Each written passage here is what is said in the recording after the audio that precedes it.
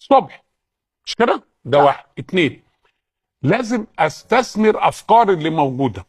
في مصريين عايشين في الخارج، في ناس تقول لك ايه، نقول له يتبرع. كلام فارغ، يتبرع ليه؟ هو طلع من هنا اساسا كفران، هو طالع من هنا كفران ومطرود وطلع عينه، وكان شايف ان هنا ما خدش حقه.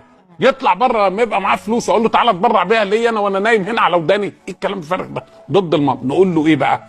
احنا عندنا من 8 ل 9 مليون مصري موجودين خارج مصر، انا عاوز 1% منهم، يعني عاوز 100,000 واحد بس، 100,000 واحد.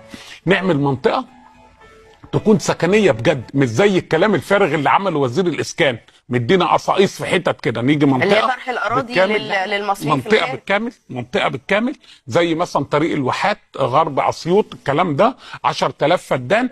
نعمل والله نماذج موجوده للناس دول. حته 500 مساحتها 500 متر بس تبقى مبنيه.